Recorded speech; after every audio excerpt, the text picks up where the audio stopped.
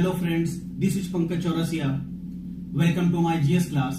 If you are preparing for competitive exams like UPSC, SSC, state services, railway, NDA, CDS, then today's class can be very useful for you because in today's class we will discuss about international organization and we will discuss about some important questions related to this, like how many important international organizations are there in the whole world and what is their importance.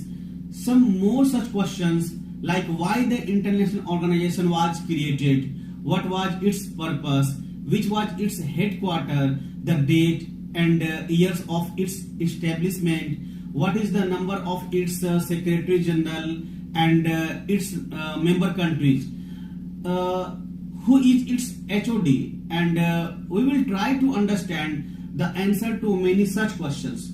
तो friends, अब सवाल ये है कि इस तरह के international organisation मतलब बनाया क्यों जाता है, तो why was the international organisation was created. तो इंटरनेशनल ऑर्गेनाइजेशन बनाने का मेन मोटो यानी कि मुख्य उद्देश्य पूरी दुनिया के देशों की समस्याओं को दूर करना और विश्व में जो लड़ाई झगड़े मतलब युद्ध वगैरह आपस में जो होते हैं उनको पूरी तरीके से रोकना, यानी कि पीस और शांति व्यवस्था बनाए रखना, यही इनका मेन उद्देश्य होता है. तो सबसे पहले कौन कौन से इंटरनेशनल ऑर्गेनाइजेशन है उसका नाम एक एक करके हम लोग जानेंगे और फिर उसके बाद बारी बारी से उसके बारे में हम लोग और भी ज्यादा डिटेल में जानेंगे. तो यहां पर फ्रेंड्स मैंने बोर्ड पर लिख रखा है इंटरनेशनल ऑर्गेनाइजेशन का कौन कौन से हैं, उनका हेडक्वार्टर कहाँ है, ठीक है, उनकी स्थापना कब हुई है, महासचिव कौन है और मेंबर कंट्री कौन है और इसके अध्यक्ष कौन है. ठीक है, तो ये सारी चीजों के बारे में हम लोग यहां पर जानेंगे. ओके, तो सबसे पहले इसमें नाम आता है आपका, मैंने यहां पर लिख रखा है यूएनओ, सबसे पहला नाम आता है. तो यूएनओ मतलब यूनाइटेड नेशन ऑर्गेनाइजेशन, ठीक है, इसको हम लोग संयुक्त राष्ट्र संघ भी कहते हैं. उसके बाद दूसरे नंबर पर आता है IMF, इंटरनेशनल मॉनेटरी फंड, यानी इसको हम लोग बोलते हैं अंतरराष्ट्रीय मुद्रा कोष. उसके बाद WBG, वर्ल्ड बैंक ग्रुप, विश्व बैंक, या इसको वर्ल्ड बैंक भी कहते हैं हम लोग. उसके बाद आपका चौथे नंबर पर है WTO मतलब वर्ल्ड ट्रेड ऑर्गेनाइजेशन, यानी कि विश्व व्यापार संगठन. इसके बाद है ADB, एशियन डेवलपमेंट बैंक, यानी एशियाई विकास बैंक. इसके बाद है ILO, इंटरनेशनल लेबर ऑर्गेनाइजेशन, यानी अंतरराष्ट्रीय श्रम संगठन. फिर सातवें नंबर पर है आपका आसियान, ASEAN, आसियान, यानी इसका मतलब हो गया association of south east Asian Nations, यानी कि दक्षिण पूर्व एशियाई देशों का एक संघ. फिर आठवें नंबर पर है OPEC, OPEC, organisation of petroleum exporting countries. फिर देख रहे हैं आप EU मतलब यूरोपीय यूनियन, ठीक है. इसके बाद है NATO, NATO, NATO, north Atlantic treaty organisation, यानी उत्तरी अटलांटिक संधि संगठन. 11 नंबर पर आता है आपका WHO, वर्ल्ड हेल्थ ऑर्गेनाइजेशन, यानी कि विश्व स्वास्थ्य संगठन. फिर 12 नंबर पर है SAARC,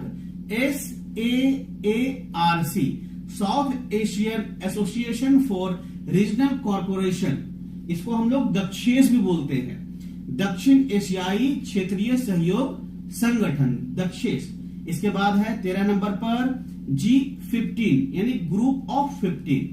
फिर है आपका OECD, organisation for economic cooperation and development, यानी आर्थिक सहयोग एवं विकास संगठन. 15 नंबर पर यहां पर है आपका UNHRC, United nation human right council, संयुक्त राष्ट्र मानवाधिकार परिषद. 16 नंबर पर है UNESCO, UNESCO, the United nation educational scientific and cultural organisation, यानी इसको बोलते हैं संयुक्त राष्ट्र शैक्षिक वैज्ञानिक सांस्कृतिक संगठन. फिर है 17 नंबर पर FAQ, food and agricultural organisation, यानी कि खाद्य एवं कृषि संगठन। 18वें नंबर पर आता है UPU, यूनिवर्सल पोस्टल यूनियन, यानी विश्व डाक संगठन। इसके बाद 19 नंबर पर UNICEF, UNICEF, United nation international children emergency fund, यानी इसको संयुक्त राष्ट्र बाल कोष भी कहा जाता है। 20 नंबर पर आता है IAEA, international atomic energy agency, यानी अंतरराष्ट्रीय परमाणु ऊर्जा एजेंसी।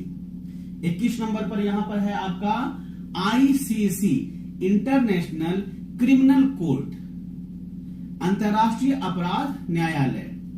22 नंबर पर कॉमनवेल्थ, यानी इसको हम लोग राष्ट्रमंडल भी कहते हैं। इसके बाद 23 में आता है ICPOI, यानी इंटरपोल, तो इंटरनेशनल क्रिमिनल पुलिस ऑर्गेनाइजेशन, यानी अंतरराष्ट्रीय आपराधिक पुलिस संगठन। 24 नंबर में आता है ब्रिक्स, यानी इसमें आता है ब्राजील, रूस, इंडिया, चाइना, साउथ अफ्रीका। ठीक है,